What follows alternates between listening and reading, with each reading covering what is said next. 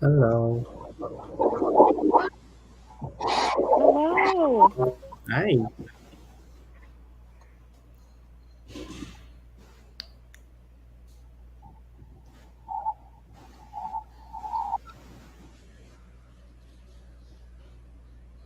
All right. I guess we are about to kick this off. Hello, everyone. My name is Arindrajit Roy, and I go by Jeet. Welcome to the Indie Pride Career Support Series presented by Ice Miller. Today, we will talk about navigating job recruitment during COVID-19. A little bit about me. I live in Indianapolis with my partner Adam and our two little pets. So if they're a little noisy today during this session, please pardon me. And I am very honored to be the moderator for this session. I love sharing storytelling with data. That's what I do for a job. But we have a wonderful panelist that we want to hear from today. So I would invite them one at a time, and I would also like to ask them to share some highlights, two or three key takeaways of the presentation that we had earlier this week for the benefit of those who have probably missed the session. This is our recorded session again, so please enjoy. And if you have any questions, let us know. Towards the end of this panel, we would have a Q&A section. So with that, Angela, would you like to kick us off? Sure. My name's Angela Hamilton. My pronouns are she, her, hers, and I'm an investigator with the Equal Employment Opportunity Commission at the Indianapolis District Office. I did give a presentation as part of this career series called What You Should Know, the EEOC and LGBTQ worker rights, I believe.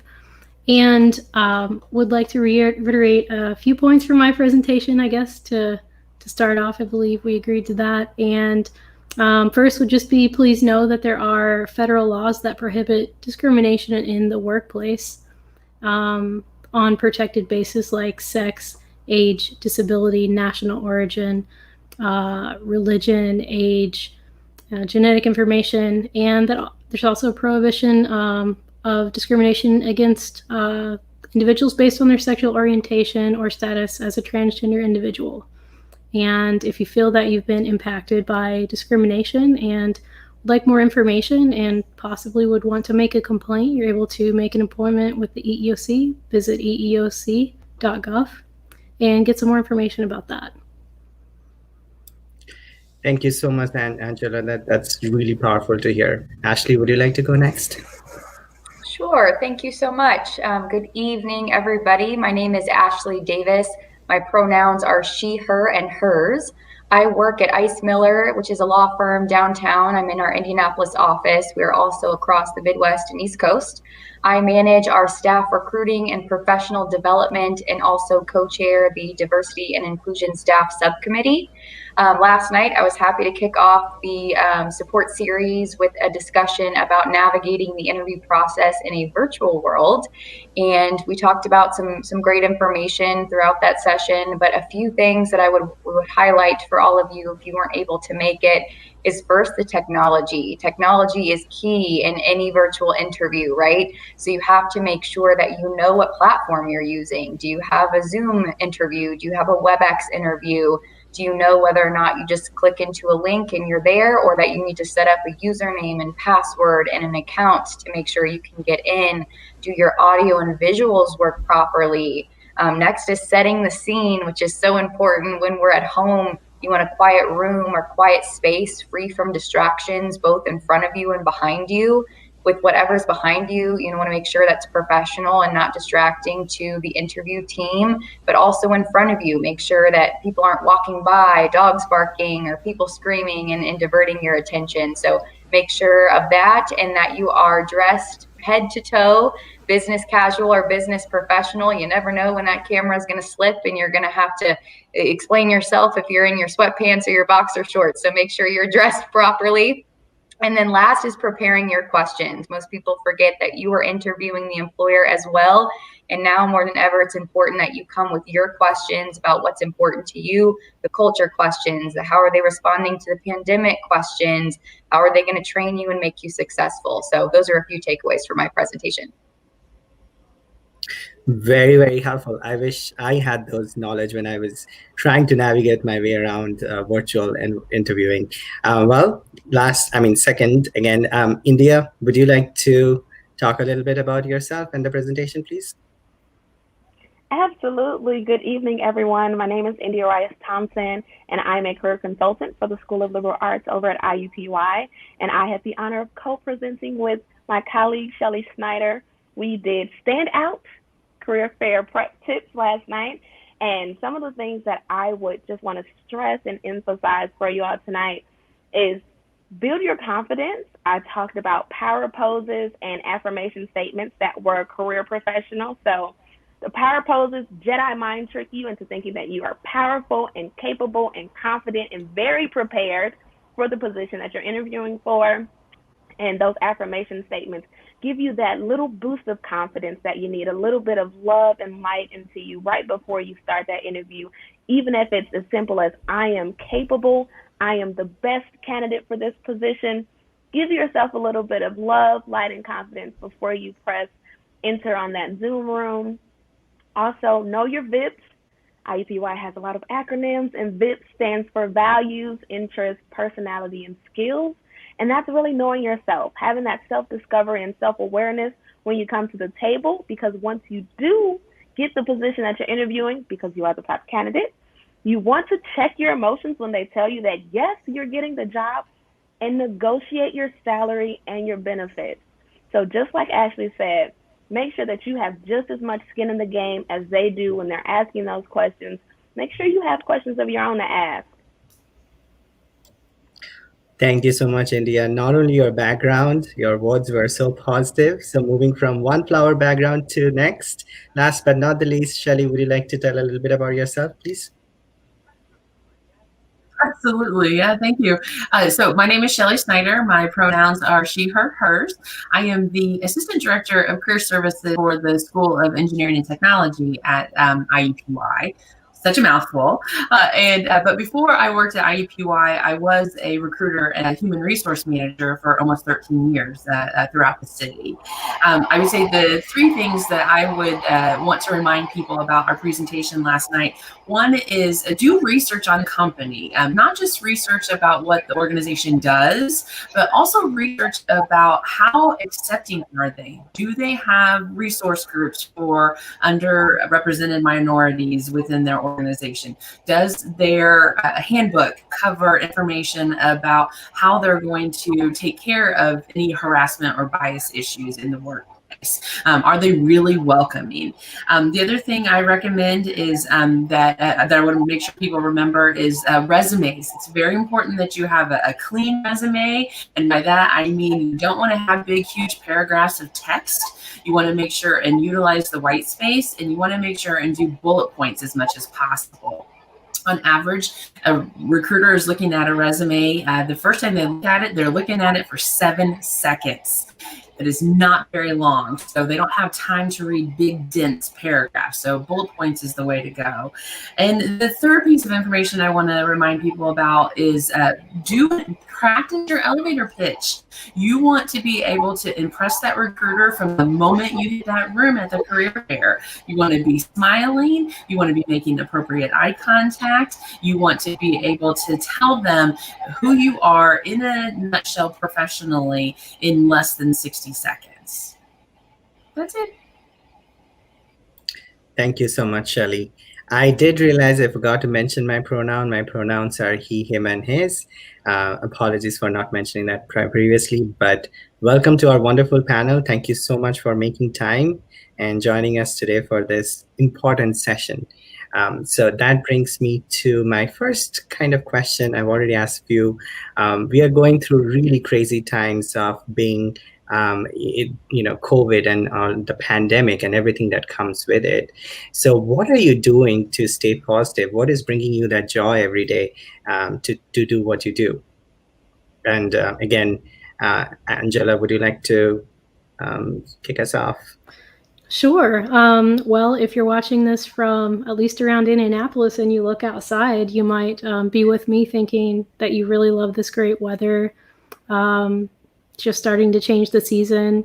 So just connecting with nature, making sure to take that time outside of work to reconnect, relax, and just be one with the environment that's around you and appreciate things like a Hoosier sunset. That's just nice. Yep, and the wonderful evening glow that it brings to all of us, right? Thank you. Ashley, would you like to share a little bit? Absolutely, and thank you for the question, because we all need some positive energy these days. I will tell you what I am loving, what's bringing me joy is everybody's creativity. I think that when we are kind of pushed into a box, so to speak, or forced into a certain situation, that's when we're all most innovative. And so I have loved watching how people are responding to weddings and birthdays and how people are celebrating milestones. It's been great to see weddings live streamed or to have people mailing individuals things to have for their meetings or having Zoom calls for birthdays. In a way, it makes the world a little bit more accessible to everybody. You're not just limited to the people who could have been there in person. So that is making me very happy, in the amount of effort people have to put in and be conscious of to connect with the people that they love and care about these days. That's wonderful. Reminds me of the Zoom happy hours that we have been having. It's the most awesome thing ever. India, I see you nodding. Would you like to share a little bit? Yes, aside from those Zoom happy hours, I have really been getting back into reading, and the library has an app called Libby, if everyone isn't familiar with it. And the slower pace of life with everything going virtual and not having to commute has really given me time to just consume so many stories. And that is one of my favorite pastimes. So being able to listen to those affirmations, right now I'm reading I Shouldn't Be Telling You This by Kate White. And she used to be the editor for Cosmo. So she's giving me all of the professional tips that you learn 10, 15, 20 years into your career. So being able to slow down and really pick back up on the reading and using Libby has been amazing during this time. I'll be sure to check that out. Thank you. Last but not the least, Shelly. Yeah, a couple of things. I have an 8-year-old son, and so seeing him go through all of this and being able to spend time with him has been really nice. And a second thing is I play the flute, and I got to go play for a wedding on Monday, and that was nice to get out and perform again. Thank you. I mean, we have to check out on that, on all the positives that come from a situation like this, right? So thank you for sharing all those vibes. So my next question is about kind of career journey. So it is about your experiences, if you will, like what all experiences that you have had that has led you to your current role, to your current job position. And if you could talk through a little bit, that would help our participants to kind of groom their careers or their aspirations. Again, no pressure, Angela. You go in first. Sure. I think if I had to describe my career journey, it would be maybe a meandering journey that's ongoing.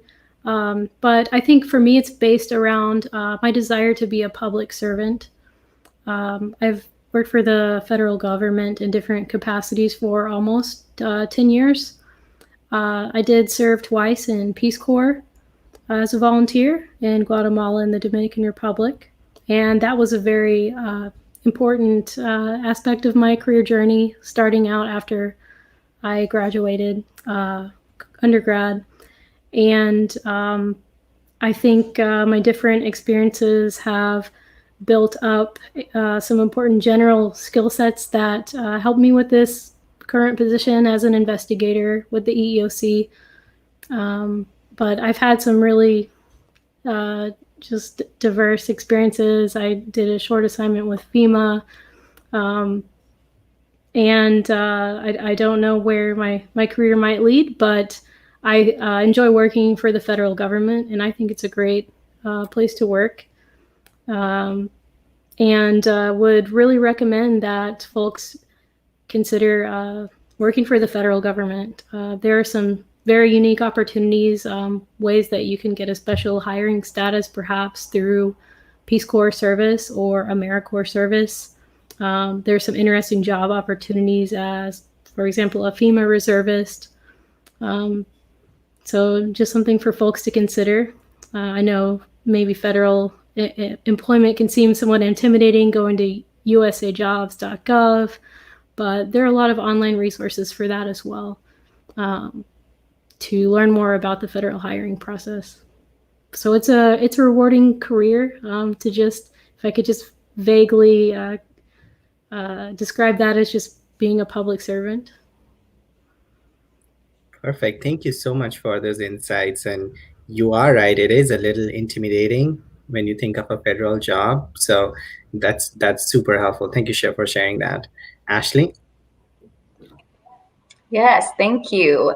Similar to Angela, I would say my career journey is certainly ongoing. I feel like I'm just getting started, which is exciting. But I graduated from Indiana University and came straight to ICE Miller. So I've had an extraordinary time there. I've been very fortunate. Like many people, I came out of college not having a clue what I wanted to do, but I knew whatever it was, I wanted to be extremely successful. I'm very ambitious. I wanted to do it and do it well, whatever it was. So I come from a family with several attorneys, my dad, my stepmom, my cousin. And so I contemplated that for a little bit and soon realized that that was just not going to happen. That was not for me. So I was excited about the HR assistant position that I started in at ICE Miller because it let me have the best of both worlds. I didn't have to be an attorney, but I could be around them. And, I started entry level as a lot of people do. And I learned about the firm. I learned about different aspects of HR. And I just really grew, and I grew quickly from there. I've had an extraordinary leader, which is so key, and our chief human resources officer to give me opportunities to grow and push me out of my comfort zone. And so from there, I stepped into recruiting. It seemed like the logical next best place for me because you get such a wonderful insight into the organization, meeting hiring managers and learning about each role and as you recruit them. So that was really helpful. I have then grown into a management position where I manage our recruiting and now professional development. So I've had a wonderful past 5 years. And my key takeaway for people is to just push. And I've had several positions that weren't there when I took them. So don't feel like you're just confined to one path that already exists. Make space for yourself. The biggest thing for me was I don't ask for permission, but in a good way. If there's an opportunity, I'm going to take it. And if somebody has an idea or a project, I'm just going to give them a first draft, whether they asked for it or not. And that's been really, really helpful. So that initiative and feeling like you have the space to create for yourself. And then I've been able to kind of intersect my HR and my passion for D&I together in that professional development and recruiting, which I've been very excited to develop in that space. Thank you so much, Ashley. I mean, I, for one, had no idea when I graduated. I still sometimes don't. So it's so comforting to know that we can get to learn as we go and learn from those experiences. So, India, would you like to tell us a little more? Absolutely. I feel like my journey was also a journey of many pivots and figuring out what I wanted to do, what gave me passion, what I was interested in, what matched with my personality. And after about 2 or 3 job bumps and pivots, I realized that I loved working with students. I loved working with young adults who were just on the brink of a next chapter or a transition. When I graduated from IUPUI in 2016, I graduated with a Bachelor of Arts in Communication Studies. And my first job out of undergrad, I was a universal banker at Regions. Very strange. Everyone was like, wow, how'd you get there? Well, they were located on Purdue's campus. I moved up to Lafayette to be with my wife, and only thing up there is Purdue restaurants and banks. And so a universal banker I was.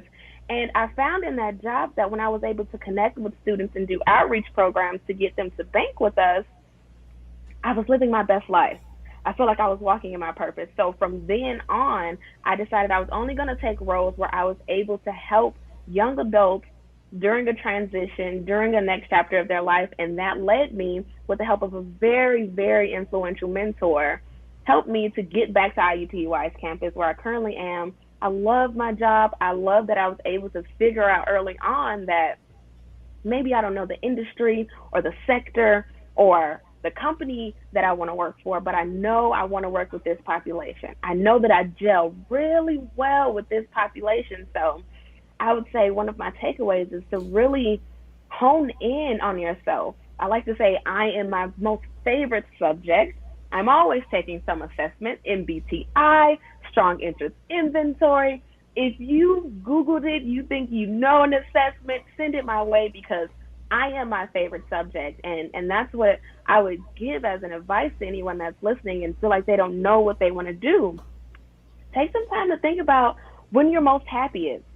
Are you with a certain population each time? Are you doing a certain task each time? Because that's how I was able to find the position that I'm in. And even from this position, I want to continue to grow. And I love talking. I love hearing myself talk. And I love counseling and therapy, providing therapy for people. So I'm currently going to school to be a marriage and therapy counselor or marriage and family counselor. So my journey is not over yet. I always like to say that I want to be a little bit of Judge Lynn Toler from Divorce Court and Ellen, a little bit of Oprah, a little bit of Dr. Phil. Just blend all of that. You get a happy India, giving out all of the advice, whether you want it or not, about your life, love, career, whatever.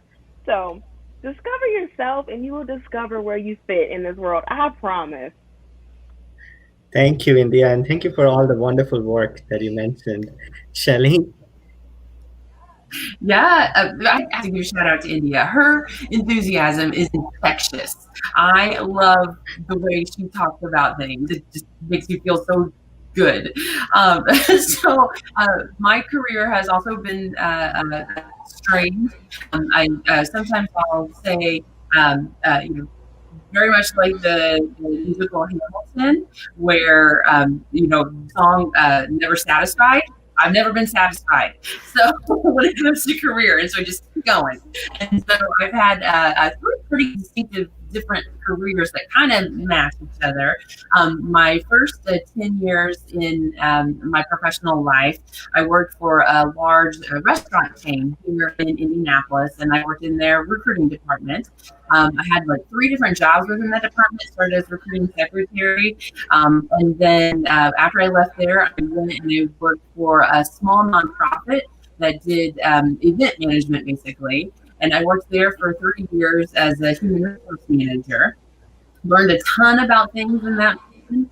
Also learned a ton of things that I didn't want to do in that position. And then I've been at IUPUI since 2012. And I tell students that, my years as a human resource manager and as a recruiter have prepared me for this job, because now I share all my insider secrets with my students about how to get around the recruiter, how to work the recruiter, so to speak. I am too in school currently. I'm working on my master's degree in nonprofit management, and who knows what my next thing will be. I'm kind of at a fork in the road. One of the things I'm really interested in is just like India, I like to talk. I like to influence people. I like to inspire people. And I would love to be able to inspire companies to treat their employees better. So that's one of my life goals, is to be a guest presenter at companies. I've had the great fortune to be able to do that a couple times already. So either that way, or maybe I'll start a side hustle where I help LGBT people find jobs.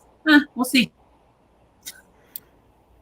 We are all together so strong. That one thing that resonated with all of the career journeys is how we have all evolved over time, and we have learned new things, and we have grown with it.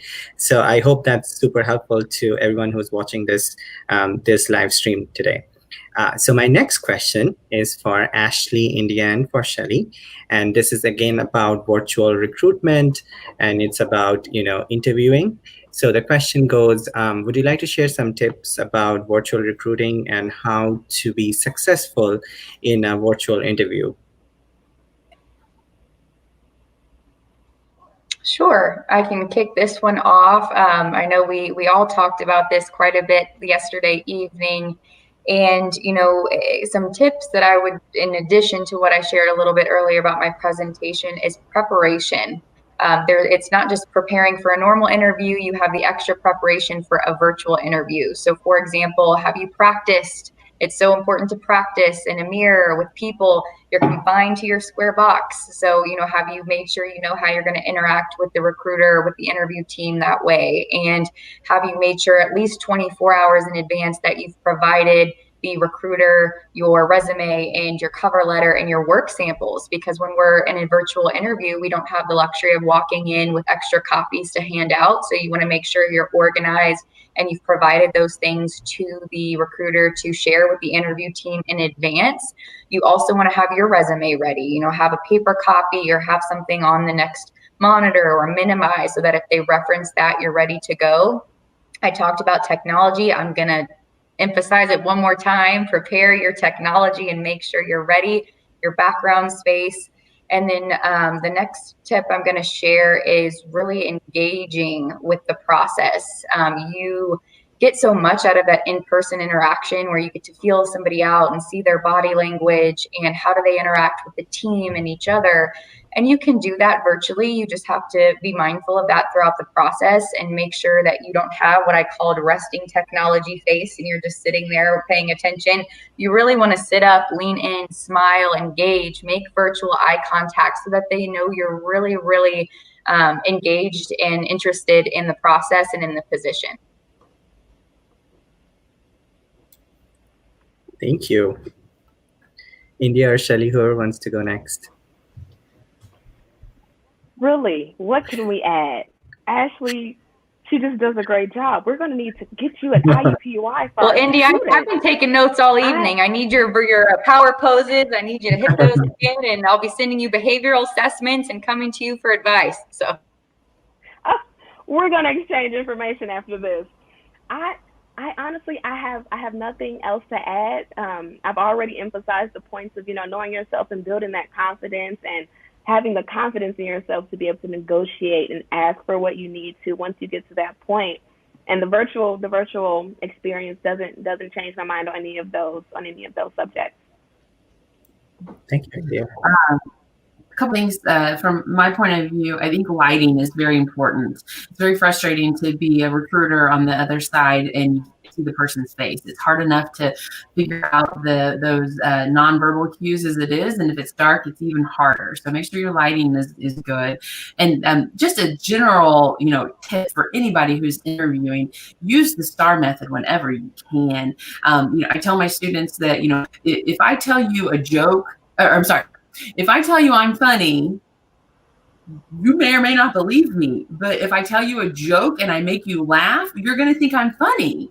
Same concept. If I tell you as a candidate that I'm organized, you may or not believe me. But if I give you a specific concrete example following the STAR method of a time that I was organized, you're more likely to believe me. So the stories are the gold of the interview process. So anytime you can answer a question with an example of a time that you did the thing that they're asking about, that's going to resonate with those people a lot stronger, and they will remember you more for that.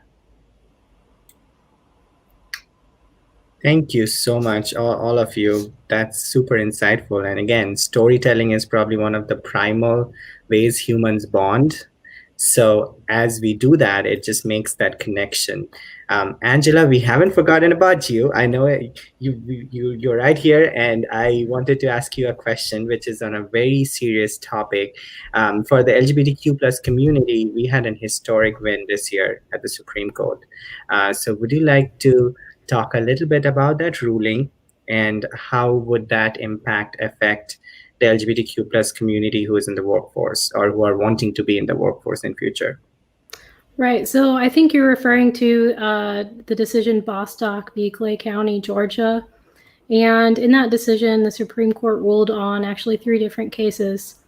And the result of that was affirming that under Title VII of the Civil Rights Act of 1964, it is prohibited to discriminate against individuals based on sex. And with that decision, just based on that plain language of the statute, that also means that under Title VII, it's prohibited to discriminate against individuals in the workplace because of their sexual orientation or status as a transgender individual. And in terms of that changing things, well, that's a position that has been held by the EEOC for several years now. But I think it was a big decision that was made, and it's a great opportunity that kind of just makes that the law of the land and has created more awareness among employees, applicants to jobs, that they are their rights are backed by law when it comes to those issues. So things that an individual might run into in a workplace, such as being hired or being terminated, being denied a promotion, if it's related to being based on their sexual orientation or because they're a transgender individual, that's a violation of the law. Thank you so much, Angela. That's I distinctly remember the day when this verdict was coming out, and my phone kept buzzing and buzzing and buzzing, and then it was like this celebration in the midst of all of this pandemic situation. I see a lot of nods and a lot of warm smiles. Anyone has anything else to add to that historic win? I'm just very excited. I recently had to do a paper for my master's program on this topic, and does sex cover LGBT or not? And so leading up to it, I had done a bunch of research, and I was shocked to hear that in the past it wasn't covered. And I think a lot of people are shocked to know that it wasn't covered federally until June. And so I was very excited that they came back the way that they did. Yes. Thank you again for sharing those insights. We are almost towards the end of our panel discussion or webinar, if you will. We have one last question for all of you before we jump into the Q&A section. And this question is about intersectional identities. There may be participants on this call. I, for one, I am an intersectional person. I am brown and I'm gay. So how does this panel feel about those identities being showcased in a resume, in an interview, or when you are doing your job application? How do we highlight those experiences? Again, Angela, would you like to go first? Well, in terms of intersectionality, I mentioned the different basis that an individual might identify in a complaint of discrimination. Of course, someone's going to the workplace, as their self, they're coming in perhaps as an Asian individual who's also transgender, may have a disability as well. And so there are a lot of issues that can come up at the workplace. And it's just important to know that just as you're going to work with those different aspects of your identity, you're also backed by some federal laws prohibiting that you're discriminated against based on those identities. Very powerful. Thank you. Ashley, India, Shelly? Sure. I think first, I think this always starts with what are you comfortable with? Because I know everybody's starting from a different place, but there are ways to kind of show up on your resume, in the interview, on your cover letter. If you don't want to be blunt, it's including organizations that you've been involved with, diverse organizations or memberships that you've had, or volunteer opportunities that show your interests and what's important to you. And then I also think that's where it comes into those questions. I've talked about it, Shelly, India, we've all talked about it, is you've got to interview them too. And that's asking targeted questions about culture and doing the research ahead of time on the website. Do they have diversity and inclusion? Do they put resources and actions behind their words or not? So that's really, really important in asking targeted questions about their diversity efforts, about their inclusion efforts. Right now, what are they doing to make sure people still feel connected and included, and so that the employer gets an idea of your values and what's important to you, but you also get to assess, whether or not that's going to be a place where you can show up and be your authentic self.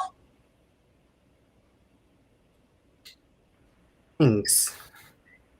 I see. Ashley, once again, I agree. I think I say your most authentic self 72 times in a day, 58,000 if I'm meeting with any students, because for me, it's really important to know that when you're going into a workplace that you can bring your most authentic yourself, you understand what your professional personality is, and you feel that it's valued and validated wherever you're wanting to spend so much of your time. So I have that conversations with my students, but I also have the conversation of, you have to meet people where they are. Sometimes you are the first person that they're interacting with that's of this intersectionality, of this background or this orientation or this preference. So have a little bit of grace with people and know that even if you don't want to be, you are in a gatekeeper position. You are a person that has background and knowledge about things that the person in front of you may not have experience with. So know that you may have to have the conversation of, hey, no, you cannot touch my hair. Be okay with that. Practice that in the mirror, because sometimes when you're in those settings, it's hard to say out loud. And for me, as a queer Black woman, I'm like a trifecta of pick on me. And sometimes that's a good pick on me because, you know, you get that affirmation swing and that affirmative action. And so you get to be invited to tables and into rooms and conversations that typically you weren't represented in. But you're also on the bad side of that swing where there's a lot of stereotypical assumptions. And wherever you are in your journey, be a little bit more brave, a little bit more courageous, and have a little bit more grace so that you can have those conversations with people and not feel that it's so personal to who you are. Because a lot of the times it's just where they're coming from. So that's what I would give them. Be comfortable, give grace, know yourself. Be graceful and kind and show up as you are, right? That's a story that I have to constantly remind myself, and it's just so powerful. So thank you for touching on that. Shelly? Yeah, I would say for people out there who are maybe going through some name changes, I would recommend that you put the name that you want to be addressed as on your resume. The resume is not a legal document. You do not have to put your formal name on there. Shelly is not my legal name. Shelly is not my legal name. But Shelly is what I put on my resume because that is what I go by. At some point, if you are made the job offer, you'll need to have a conversation with the HR person about why your other documents don't match your resume. But that's something that you can talk to me about. The other thing I tell my students is, in some instances, you don't want to put anything on your resume that's going to potentially allow the employer to discriminate against you. But then on the other hand, you really want to work for a place that will not value the whole of you. So only you can decide how comfortable you are with your outness. I would recommend that you do some reading on the task model. It does a good job of explaining how people's journey through becoming accepting of their own sexuality is a continuum. And so being aware of your own presence on that continuum, I think is a very powerful thing. Thank you so much, Shelly, and thank you for the panel. That kind of concludes our questions that I had for you. But our participants have chimed in, and we have a couple questions come through real time. The first one is, do you have any suggestions on applying for lateral positions within an organization during COVID-19? That's kind of my question too. So yeah, I want to hear from this panel. Whoever wants to pick it, what would your suggestions be? One of my favorite things to do with people is what is called an information interview. And so this is where you invite somebody within the organization to coffee or to a 20-minute Zoom conversation. And in this conversation, you ask them questions about themselves. People generally like to talk about themselves. And so you ask them, what was your career path from college to now?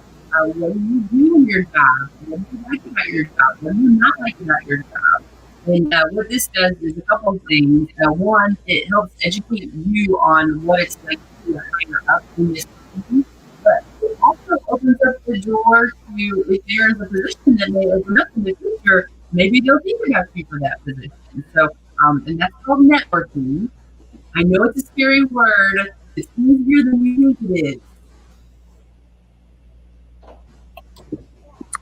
Yeah, I completely agree with Shelly that you need to get some information. The other thing that is helpful in applying for lateral positions is to be open to feedback.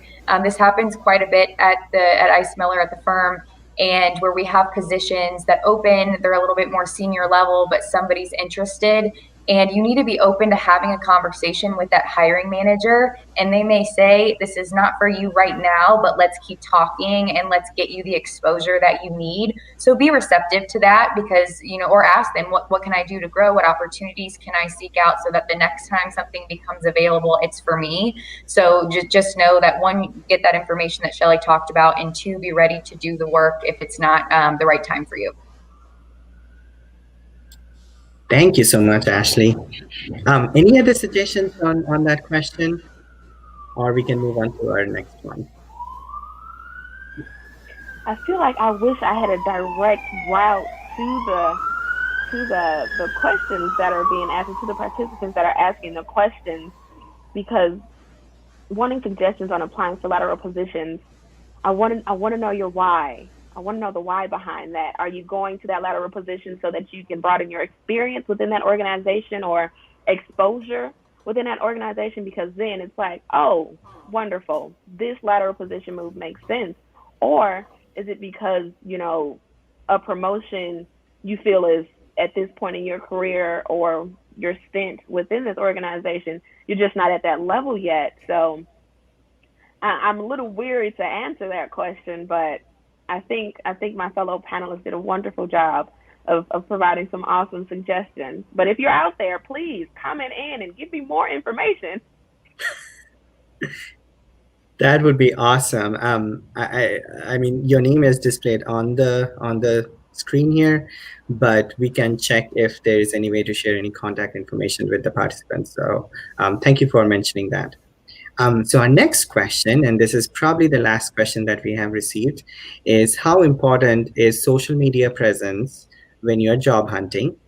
Should I have a LinkedIn profile or should I just adjust my personal accounts? Who wants to pick that first? Oh, I can hop on that one. Oh, absolutely. Get a LinkedIn profile. I like to say my LinkedIn profile is like Professional India on Facebook, because they've really, really just updated LinkedIn so that it's so user-friendly. It does really feel like a professional social media platform. And if you use it the way that you're probably using Instagram and using Facebook, and how you're connecting with people and making sure that the content that you're posting on Instagram and Facebook kind of go with your personal brand, because in today's world, even if you don't think you have a personal brand or a personal aesthetic, you absolutely do. All you have to do is check your feeds. So when you go over to LinkedIn, bring that brand awareness with you. Bring the wanting to connect with people that are in your industry, in industries that you're interested in. Absolutely. Build out that LinkedIn profile, add that profile picture, add a background picture, add where you're wanting to go. I like to give my students for their about tagline, especially if you're still in school, that you're an aspiring whatever you're going to school for, whatever you're interested in. So build out that LinkedIn profile, but also be mindful of your other social media presence, because even if you are very neutral in what you post on social media, everyone is constantly tagging you. Have a great weekend out tailgating with friends because football season is coming up. Know that you can and will be tagged in pictures that you may or may not have posted on your own for your personal social media platform. So keep your social media platforms either private or neutral, and keep an eye on those tags. But absolutely build out that LinkedIn profile and go to LinkedIn Academy. They have this whole school that they've got going on that is wonderful for training and development. Thanks, India. Ashley, Shelly, or Angela? Completely agree. I think for for a couple reasons you need to have that professional social media. One, I think it shows that you're current in this virtual world we're living in. You got to be showing your technology skills, and also it serves as a virtual resume. So that's why it's helpful for the employer. But you can also get a lot of great resources out of LinkedIn and articles. And again, do you want to see what the company's posting and their culture and how you connect with people? Articles, podcasts, it helps you with professional development and being able to target and connect with individuals in your industry or area and get really great information that'll help you continuing to advance. Thank you. Anyone else want to add to it? Because I want to unpack that question a little more. Shelly, go ahead. I saw you on mute. Yeah, I'll say that a lot of people understand that social media is fair game, and I just want you to say that employers do go and look for that information. They will try to stalk you, and just like India said, pictures are important, and just because your profile is set to private, your profile photo probably isn't. So make sure that that is appropriate. And I have had to personally call candidates and tell them that they were uninvited from interviews because a person down the hallway printed out their social media and left it on my desk, and it was scandalous. So make sure you have that locked down. Very helpful tip. So if I may, I want to unpack or build on this question a little more. I think I've heard this a lot of times, that it gets a little intimidating when they're creating their LinkedIn profiles of what exactly to put in that about section. Should it be my school, my education, or should I bring my whole self? Because there is an idea of bringing your professional self with what you are as a person, right? It's just not what you have learned or what your job is. So just a little take on what would be some key pointers or checklists of that about section to stand out.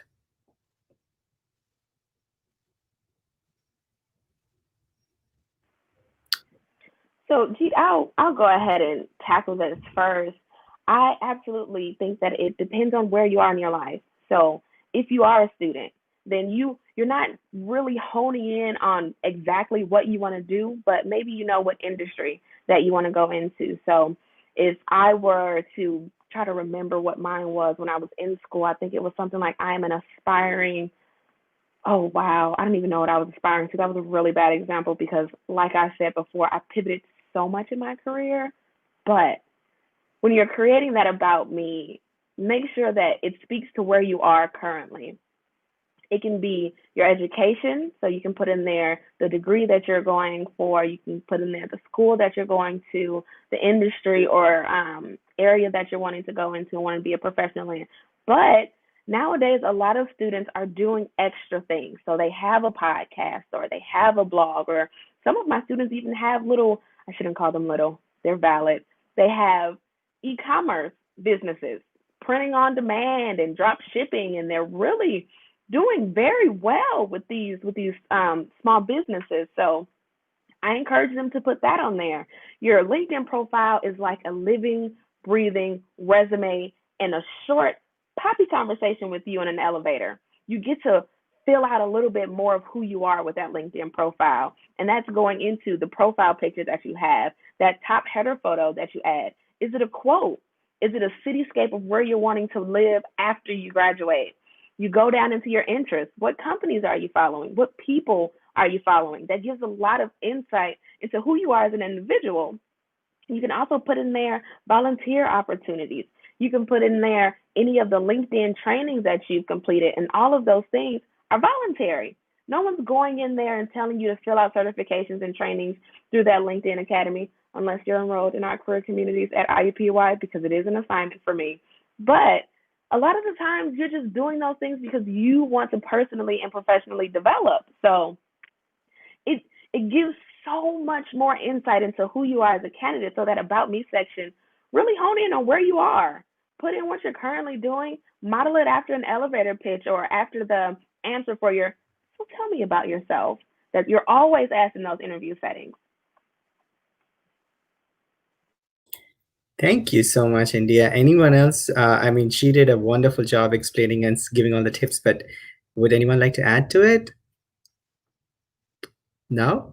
All right. Well, this was absolutely fabulous. I feel extremely honored that I got to moderate this session. And I want to thank Indie Pride and also Ice Miller for presenting the Career Support Series. I know that you all have had a really long week, and some of you have sessions even tomorrow. So I'm hoping you have good rest and you're looking forward to the weekend. Anybody and everybody who joined us today, thank you so much for joining us. If you have any other questions for any of the panelists, as I said, we'll try to look into the contact sharing process. And we appreciate your time. Thank you again. So we are signing off. Bye.